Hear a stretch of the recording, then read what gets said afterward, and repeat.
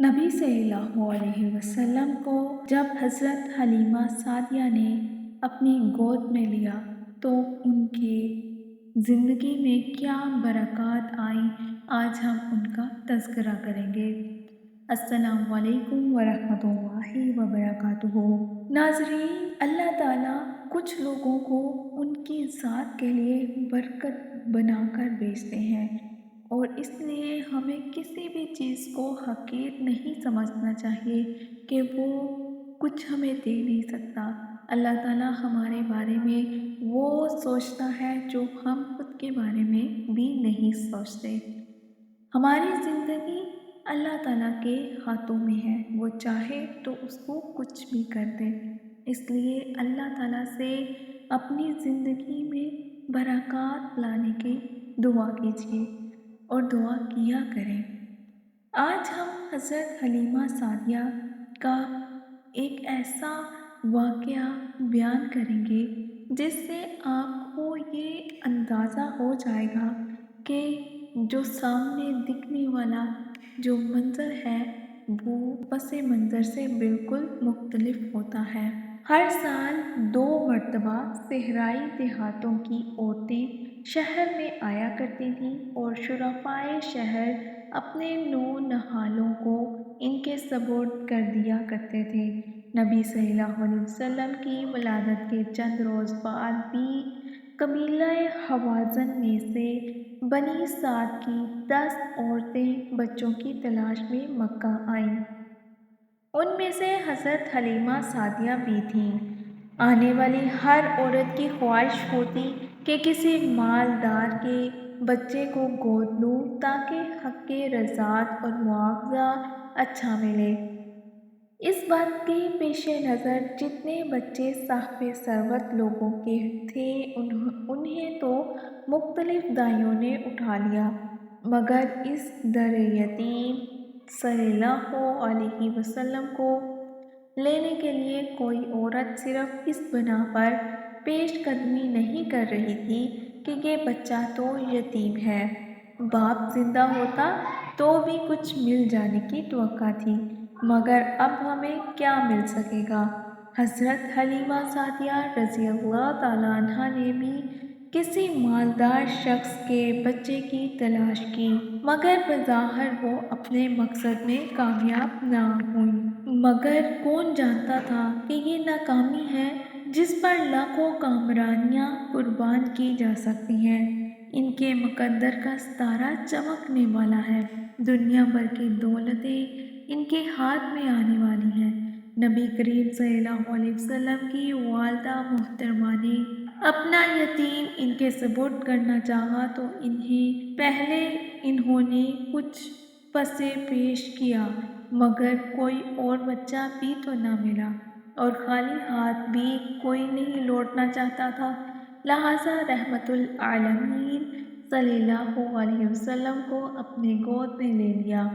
پھر ان کی قسمت جاگی اور انہوں نے جو برکات حاصل کی وہ کسی دوسرے کو حاصل نہ ہو سکی۔ حضرت حلیمہ سعدیہ رضی اللہ تعالیٰ عنہا نے نبی صلی اللہ علیہ وسلم کو گود میں لے کر مدت رضاعت و بچپن کی 5 سال کے دوران میں جو عجائب قدرت دیکھے اور نبی رحمت صلی اللہ علیہ وسلم کے وجود معصوم سے جو فیض و برکات پائیں، ان کا اعتراف تو ہر مسلم اور سیرت نگار نے کیا، لیکن دور حاضر کے اکثر معتبر سیرت نگاروں نے ان کی تفصیلات ذکر نہیں کی۔ حضرت حلیمہ سعدیہ خود اپنی زبانی بیان کرتی ہیں، میں بنی سعد کی کچھ عورتوں کی معیت میں اپنے گاؤں سے نکلی، میرے ساتھ میرا شوہر حارث بن عبدالعزیٰ بھی تھا۔ یہ حضرت حلیمہ سعدیہ کے شوہر یعنی حضرت محمد صلی اللہ علیہ وسلم کے رضاعی باپ کا نام حارث بن عبدالعزیٰ ہے۔ وہ حضرت محمد صلی اللہ علیہ وسلم کی بعثت کے وقت مکہ آئے اور اسلام لائے۔ اس طرح میرا ایک شیر خوار بچہ بھی تھا۔ اس نبی صلی اللہ علیہ وسلم کی رضائی بہن بھائی 4 تھے: عبداللہ، انیسہ، حذیفہ، حذافہ، جو شیمہ کے لقب سے مشہور تھیں۔ ان میں سے عبداللہ اور شیمہ کا اسلام لانا ثابت ہے اور باقی 2 کا حال معلوم نہیں۔ قحط سالی کی وجہ سے تنگ دستی کا یہ عالم تھا کہ ہمارے پاس کچھ بھی نہ بچا تھا۔ ایک مادہ خر اور ایک بوڑھی اونٹنی ہمارے ساتھ ہے۔ ہمارا بچہ رات رات بھر بھوک سے بلکتا رہتا۔ نہ میری چھاتی میں دودھ تھا اور نہ ہی اونٹنی کے تھنوں میں کوئی قطرہ نظر آتا۔ مکہ معظمہ پہنچے تو میری ساتھی عورتوں میں سے ہر کسی نے ایک ایک بچہ لے لیا، مگر مجھے کوئی نہیں ملا۔ جب ہم سب واپسی کا عزم کیا تو میں نے اپنے شوہر سے کہا کہ میں خالی ہاتھ تو ہرگز نہ جاؤں گی، کم از کم اس یتیم کو ہی لے جاتی ہوں جسے میں اور دوسری عورتوں نے یتیم ہونے کی بنا پر نظر انداز کر رکھا تھا۔ میرے شوہر نے کہا، وہی لے آؤ، شاید اللہ تعالیٰ ہمارے لیے اس میں برکت پیدا فرما دے۔ جب بادل نخواستہ میں نے اسے قبول کیا اور اٹھا کر اس جگہ لے آئی جہاں ہم سب نے ڈیرا لگایا ہوا تھا، وہاں آ کر میں نے اسے اپنی گود میں رکھا اور جس قدر بھی تھا دودھ پلانا شروع کیا، سو اس بچے نے خوب پیٹ بھر کے دودھ پیا۔ پھر اس وقت میں نے اپنے دوسرے بیٹے کو بھی دودھ دیا تو اس نے بھی سیر ہو کر دودھ پی لیا۔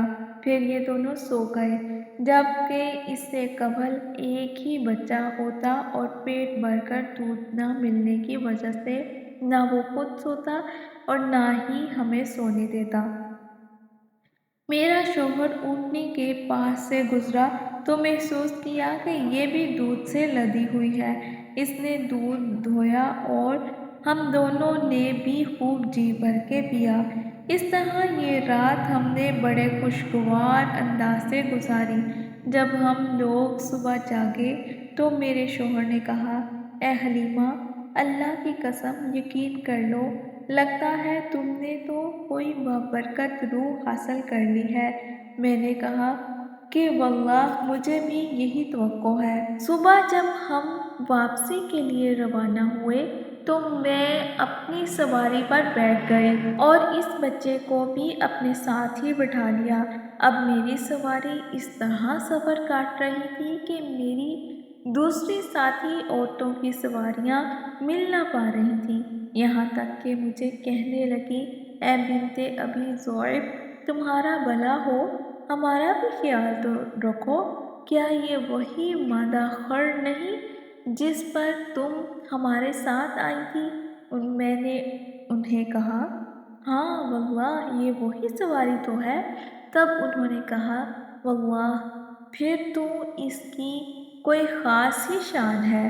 جب ہم اپنے گاؤں بنی سعد پہنچے، جہاں کی زمین بارش نہ ہونے کی وجہ سے بنجر اور ویران ہو چکی تھی، سبزہ اور ہریالی نہ ہونے کے برابر تھی، مگر جب سے ہم یہ یتیم مکہ صلی اللہ علیہ وسلم اپنے ساتھ لے آئے تھے، ہماری بکریاں باہر سے خوب پیٹ بھر کر آتیں، ہم ان کا دودھ دھوتے اور پیتے، جبکہ ہمارے اپنے گاؤں کے دوسرے لوگوں کا معاملہ بدستور پہلے سا ہی تھا، یہاں تک کہ ہمارے قبیلے کے لوگوں نے اپنے چرواہوں کو یہ کہنا شروع کر دیا کہ تم بھی اپنی بکریاں وہیں چرایا کرو جہاں بنت ابی ذؤب کا چرواہا چراتا ہے۔ یہ تھے کہ نبی صلی اللہ علیہ وسلم کی برکات کا نتیجہ جو حضرت حلیمہ سعدیہ کو ملا۔ اللہ تعالیٰ نے ان کو صبر کا پھل دیا، اللہ تعالیٰ نے ان کو بہت ہی اچھا نوازا۔ یہ ایک بہت ہی اعلیٰ انسان تھے، اللہ تعالیٰ کے نبی تھے، لیکن ہم ان سے سبق حاصل کر سکتے ہیں، اللہ تعالیٰ کے نبی سے سبق حاصل کر سکتے ہیں کہ اللہ تعالیٰ ہمیں بھی اپنی زندگیوں میں آسانی لانے کا موقع دیتا ہے، لیکن ہم چونکہ ان کو حقیر سمجھ لیتے ہیں اور اس کو اویل نہیں کرتے۔ اس لیے اللہ تعالیٰ سے دعا کیجیے کہ اللہ تعالیٰ ہماری آنکھوں کو ٹھنڈک پہنچانے کے فیصلے ہم سے کروایا کرے۔ اگر آپ کو ہماری ویڈیو اچھی لگے تو ہمارے چینل کو سبسکرائب کر دیجیے اور بیل آئیکن کو ضرور دبائیے گا تاکہ ہمارے ہر آنے والی ویڈیو کا نوٹیفیکیشن آپ تک پہنچتا رہے۔ اپنا خیال رکھیے گا۔ السلام علیکم ورحمۃ اللہ وبرکاتہ۔